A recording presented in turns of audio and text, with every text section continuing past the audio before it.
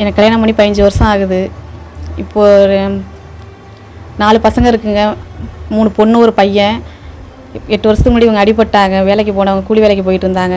இப்போ அடிபட்டு முதுகுத்தண்டோடம் பாதிக்கப்பட்டு படுத்த படுக்கையாக தான் இருக்காங்க. அவங்களுக்கு மெடிசன் செலவும் இது பண்ண முடியல. அதுக்கு முன்னாடி நான் வேலைக்கு கூட நான் போனது கிடையாது. இவங்க அடிபட்டதுக்கு அப்புறம் தான் நான் வேலைக்கே போகிறேன். வயல் வேலைக்கு போயிட்டு அன்னன்னைக்கு 250 ரூபா சம்பளத்தை வச்சு தான் நாங்கள் குடும்பத்தையே ஓட்டுறோம். அவங்களுக்கும் மருத்துவ செலவு பார்த்துக்குறோம். அவங்களுக்கும் மருத்துவ செலவு பார்த்துக்குறோம். அது இல்லாத பிள்ளைங்களுக்கும் படிப்பு செலவு கொஞ்சம் கொஞ்சம் தேவையெல்லாம் பிள்ளைங்களுக்கெல்லாம் தேவைப்படுது. அதெல்லாம் கூட எங்களால் செஞ்சு கொடுக்க முடியல.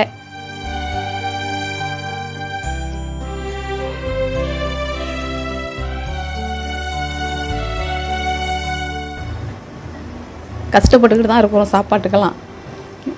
அன்னன்னைக்கு தேவைக்கு கூட எங்களால் இது பண்ண முடியல. அந்தளவுக்கு தான் ரொம்ப சிரமத்தில் தான் நாங்கள் இருக்கிறோம். எப்போயாவது தான் வேலையே இருக்குது, வயல் வேலையே. மற்றபடிலாம் வீட்டில் தான் இருக்கிறோம். அந்த நேரத்தில் அவங்களுக்கு வர ஜஸ்ட் கொஞ்சம் பணம் வருது, மாதம் கவர்மெண்ட்லேருந்து பணம் வருது. அதை வச்சு தான் ஓட்டிக்கிட்டு பிள்ளைங்களுக்கும் அதை வச்சு தான் பண்ணிக்கிறோம்.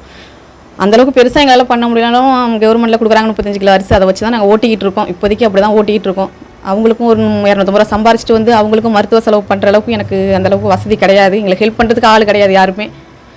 இதை வச்சு தான் நாங்கள் ஓட்டிக்கிட்டு இருக்கோம். நான் 12வது படித்தேன்.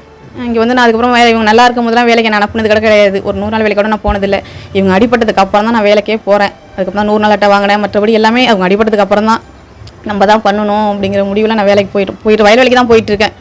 இருக்கிற நேரத்துக்கு வயல் வேலைக்கு போவோம். மற்றபடிலாம் வேலை கிடையாது. இப்போலாம் கூட வேலை இல்லாமல் வீட்டில் தான் இருந்துக்கிட்டுருக்கோம். அவங்களுக்கு வர கவர்மெண்ட்லேருந்து வரத்த பணத்தை வச்சு தான் நாங்கள் ஃபேமிலியை ஓட்டிக்கிட்டு அதுக்குள்ளேயே தான் நாங்கள் 2500 வந்துகிட்டு இருக்கு. அதுக்குள்ளே தான் வச்சு செலவு பண்ணிக்கிட்டு பிள்ளைங்களுக்கு அதுக்குள்ளேயே நாங்கள் செலவு பண்ணிக்கிறோம்.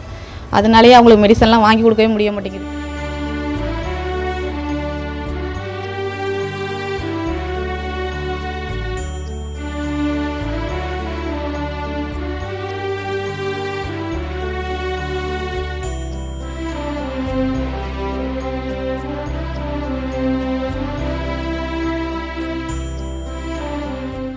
இப்போ பிள்ளைங்க சின்ன பிள்ளைங்களாக இருக்கும்போது எங்கள் பாப்பா லாஸ்ட்டு பிறந்து 16வது நாள் வேலைக்கு போயிட்டு வரேன் அப்படின்னு சொல்லிட்டு போனவங்க தான்.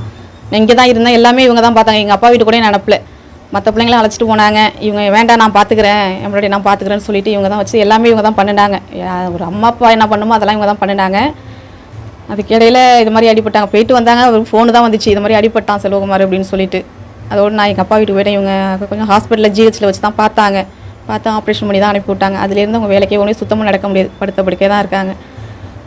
பையன் 10வது படிக்கிறான், பாப்பா ஒன்று 8வது படிக்கிறான், இன்னொருத்தி 6வது படிக்குது, இன்னொரு 4வது பாப்பா படிக்கிறா. எல்லாமே கவர்மெண்ட் ஸ்கூலில் தான் படிக்குதுங்க, ப்ரைவேட்லாம் படிக்க முடியாது. 10வது படிக்கிற பையனுக்கே என்னால் வாங்கி கொடுக்க முடிய மாட்டேங்குது நோட்டு. இப்போ ரீசனாக ஸ்கூலில் வேறு செல்லில் கிளாஸ் வருது, செல்லில் கிளாஸ் எடுக்கிறாங்கம்மா அப்படின்னு சொல்லிட்டு 10 நாளாக சொல்லிக்கிட்டு இருக்கான். ஆன்லைன் கிளாஸ் எடுக்கிறாங்கம்மா, எனக்கு செல்லு வேணும் அப்படின்னுட்டு. செல்லு ரிப்பேராகி கிடக்கிற செல்லை கூட எனக்கு சரி பண்ண முடியல. அது மாதிரி சூழ்நிலை தான் நாங்கள் விழுந்து விட்டுருக்கோம்.